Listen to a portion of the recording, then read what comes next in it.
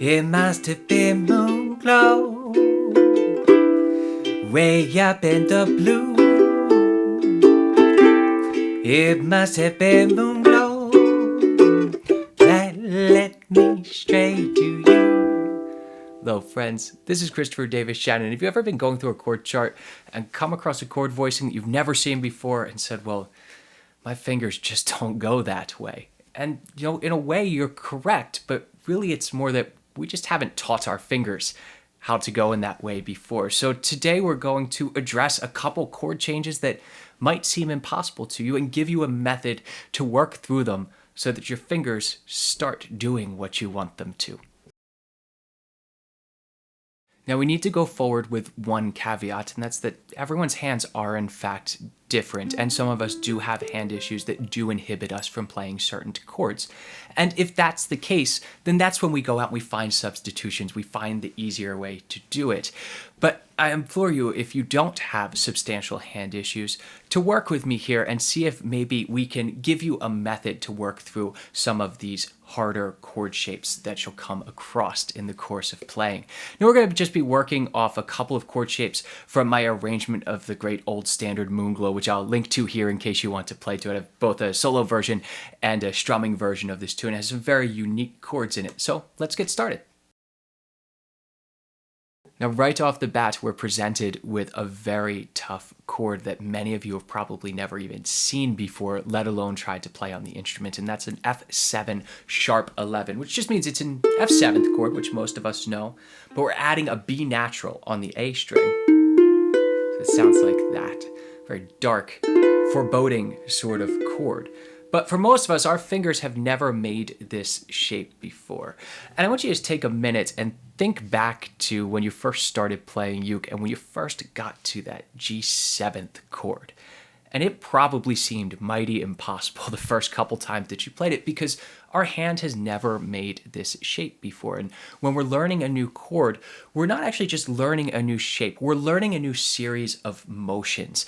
And our hand and our brain need to really be linked up and synced so that they can communicate with each other and allow us to do those motions easily. So the first thing that we're going to do is look at how we get to this chord and what the motions are. And with that, we need to say that every single chord, we can't just learn the chord itself, because the fingering and the way that we get there is actually dependent on the chord that we're coming from and also the chord that we're going to be going to next. In our series here, we're going to play C, F7 sharp 11, to G6.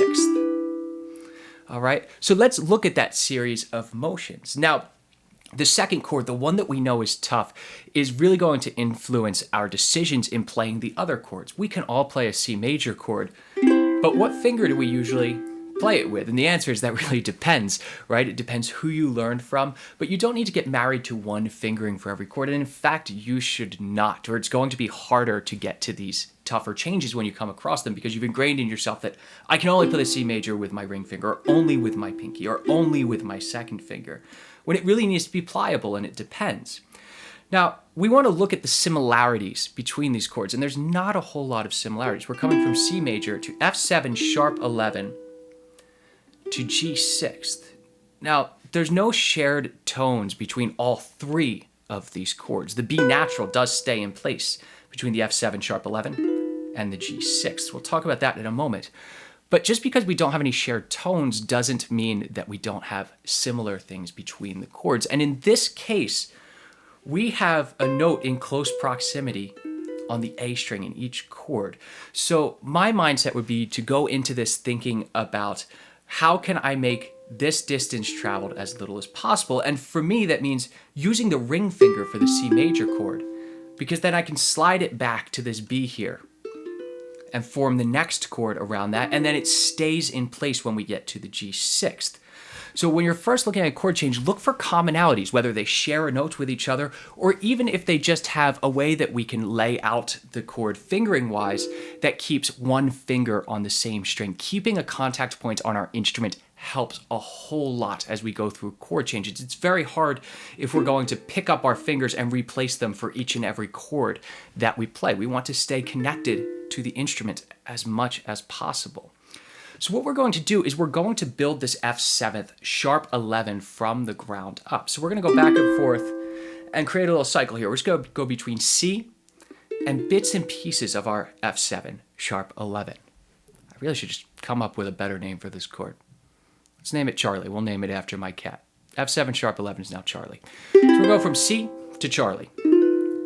But we're going to analyze which of the motions are actually happening here. So we already said the ring finger is sliding back 1 fret. So that should be pretty easy. So let's go from a C to really a C major 7th. We're just adding 1 chord from the F7 sharp 11, the Charlie. I'm going to get it right. So we're starting on C. We'll strum each 4 times and just go back and forth. 2, 3, 4. So C. Slide on back 1 fret. That sounds nice. Back to C. And 1 fret. Let's just add 1 more note from our Charlie chord. So we're going from C. We're going to maintain, sliding this on back. We're going to add the A on the 2nd fret of our G string, and that's going to be with our middle finger. So now we're going to play this chord. 2, open, open, 2. So now we have 2 motions. We're sliding back the ring finger and we're placing down the middle finger. That's 2 of our motions to get between these 2 chords. So let's try that. 4 strums apiece. 1, 2, 3, 4.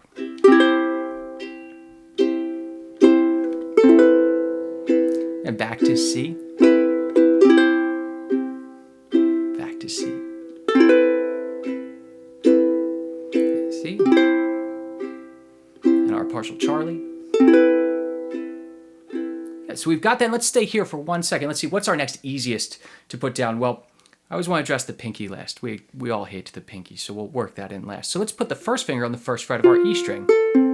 Sounds really just, it's our F major chord, but we have this added B now, the sharp 11th in the Charlie chord. So now our motion, we're sliding back, putting down our 2nd finger and putting down our 1st finger on the 1st fret of the E string at the same time. So let's try that together. 1, 2, 3, 4.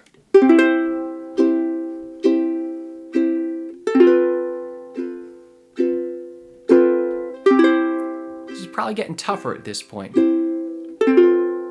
of it, that's similar to your F major chord.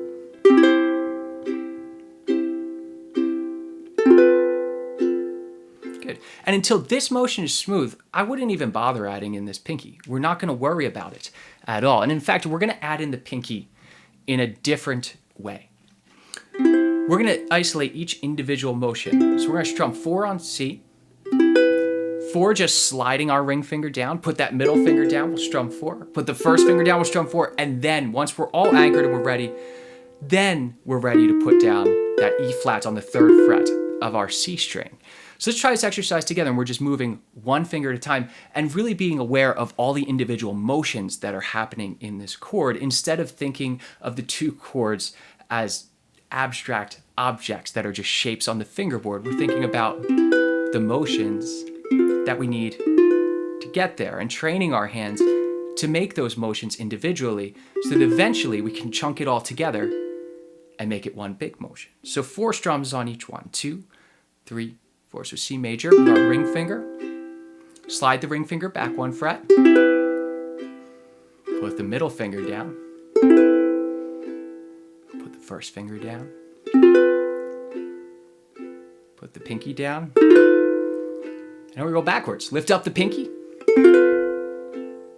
Lift up the 1st finger. Lift up the middle finger. And resolve back to C. So one way that we can get to chords is by walking in and out of them. If they're in the same position, we're not shifting anywhere. That makes our process a lot easier. And if you practice this every day for just 3 minutes a day for a week, I bet your fingers will start to just naturally go into this shape that seemed so awkward and so impossible at the beginning of this. Now, let's look at one other chord change where we have to shift up the fingerboard. The bridge of this song starts off on this G7th lick that walks down chromatically. It goes like this.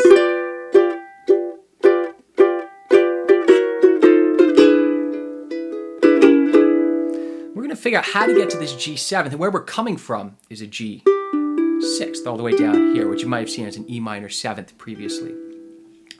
But we want to look at this closed position chord and any closed position chord that we come across. Any chord that doesn't integrate open strings at all is always based off of one of our first chords that we ever learned. And it's really easy to figure out what chord that is, because once we start to see commonalities, things that we already know, this doesn't seem quite as daunting. And all we need to do is slide it back so that the lowest note in the chord, which is our first finger here, becomes an open string. So if we slide this on back, oh, it's an E7th chord. Just a closed position E7th chord here. And in fact, in the chromatic line, we walk down G, F sharp, F, E7th. We walk all the way down to that. So this is a great way to look at this chord.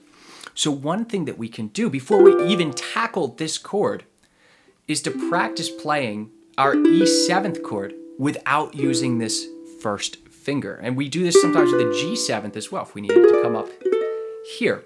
And what you can do is take your closed position chords, slide them back so they're open, so it's just our E7th, and figure out what fingering we need to do to make it more conducive to being a closed position chord. Because if we can train these three fingers to do a shape that we already know, a chord that we're used to playing, they're going to fall into place up here.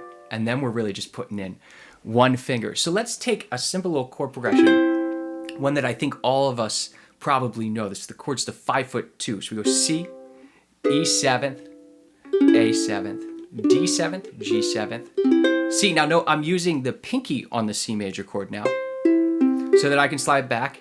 That slides back one fret, the ring finger goes down on the second fret of my C string, and the middle finger is covering the first fret of the G string. So our E7th is leaving that first finger free. So let's just strum this nice and slow, starting on a C major chord. 2, 3, 4. So C, sliding into that E7th, but with the weird fingering. A7th, D7th, G7, and back to C. Now, till we can do that accurately, I wouldn't even try to play this G7th up here, because I'd just be placing my fingers at random points on the fingerboard. Get used to playing your closed position chords in open voicings with the fingering that you'll use up the fingerboard, and you'll be doing a lot of the work, but using chords that you already know. But when we're used to that, and we're going up here, I said we're coming from a G6th, which is open 2, open 2. So you'd usually finger like this, or like this. But in this case, we look at our open position chord that this is based off of. And our ring finger and pinky are in the same place that we have for our G6th chord. So let's use them. Then we keep a contact point and slide that up to the 5th fret and form the rest of the chord around it. So let's try that together. We're just going to do 4 strums on this, our G6th, and then we're going to slide it up to the 5th fret, but we're not going to put down our other notes yet. We're just going to do this. 3, 4, and slide up to the 5th fret. Oh, it sounds beautiful and dissonant, and back to a G6th.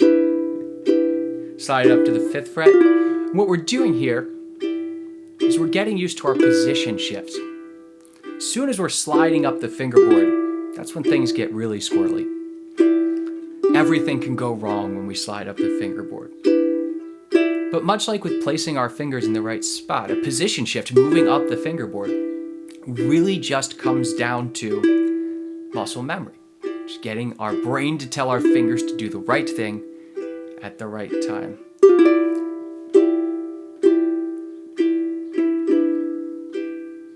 So you want to conquer this first, and then you can start to add in the other fingers. So let's try to make that full voicing.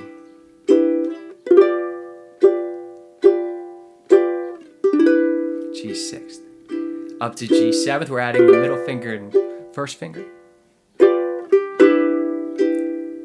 And up.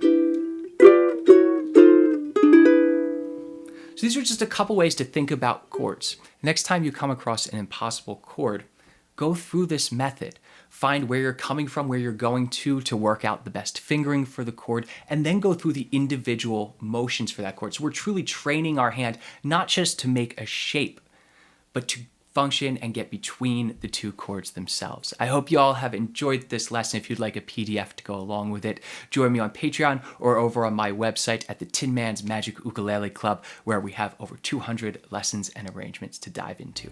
I'll see y'all next week.